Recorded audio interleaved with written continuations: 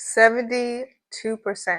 Yes, that's correct. The passing rate right now for the NCLEX RN exam is 72%. Why is that? What has happened? What's going on? Let's get into it.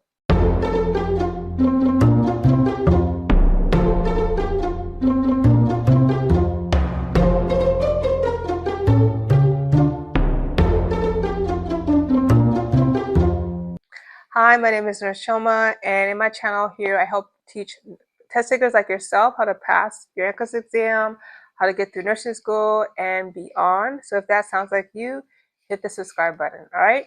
So now let's talk about this. Like, what has happened? And if you don't believe me, let me show you the numbers right now.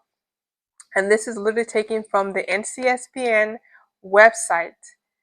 And it's showing here that for the NCLEX RN as of this year, time of me doing this video in 2026, the first quarter of this year, it is 72% passing rate for the NCLEX RN exam, all right? And then it's roughly about 76% for the NCLEX PN exam. Really, really bad, right? What has happened? I'll be honest with you, I'm shocked, but then I'm also not shocked because I've been helping people pass their NCLEX exams since 2016, and I've been paying attention to the numbers, and I knew that the passing rates would only get worse over time. Let's discuss what are all the reasons why that's resulting in the failure rate being so high.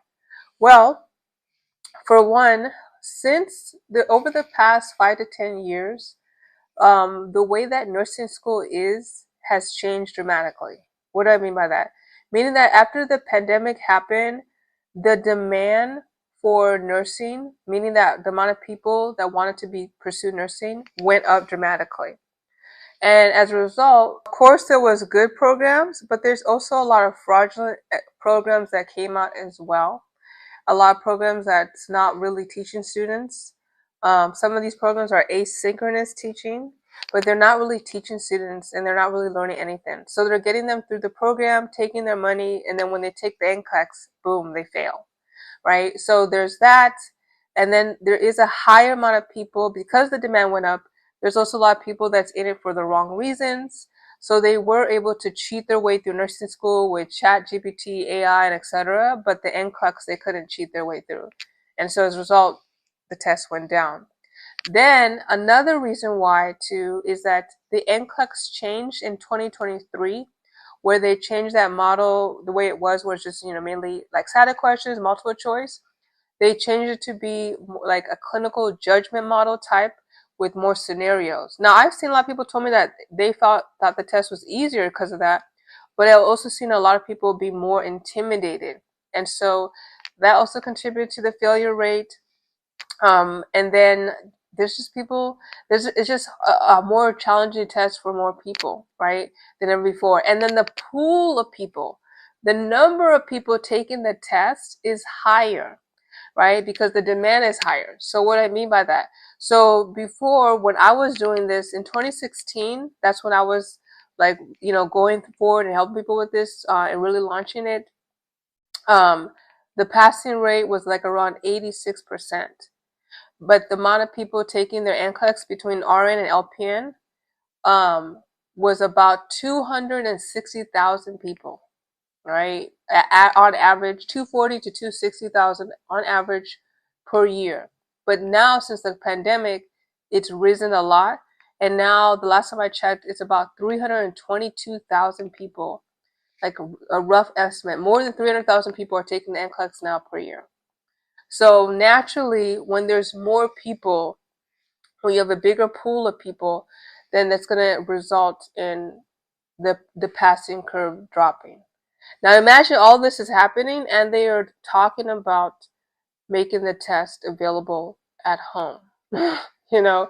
So it's a huge drop. I know if you're watching this video, I'm sure you probably really, you are in that situation where you generally want to pass your test. I've seen a lot of people too, and the number of people that reach out to me to help pass their exams are people they've been out of school for years. Oh, I graduated X years ago. How do I start taking it right now? Now, I don't know the different reasons why people wait so long, because unfortunately, the more time you wait, your chances of passing diminishes a lot. And it's just a lot of work to get back into it again. Not that it's not possible, because I myself have helped assist people to finally passing it after several years, but it's definitely a lot more intensity that's required. And unfortunately, the reality for a lot of students is that they think that they can approach it with just doing questions or doing the exact same method as somebody that's a first-time test taker. But you can't. You have to learn the content all over again. You have to study and be consistent all over again and really put in that work. So this is the reality. This is the cumulative passing rate, right? So all the numbers I share with you is the cumulative passing rate for both test takers, first time, repeat test takers, international, diploma, BSN, all in one. And that's what it's been looking like. Let me know, comment below what your thoughts are on today's video. And if you need help to pass your exam, check out the link below. I do have a free guide, an NCLEX test taker playbook. That will teach you exactly what you need to do so you can pass your NCLEX exam. All right. Thank you so much for tuning in, and I'll see you the next time.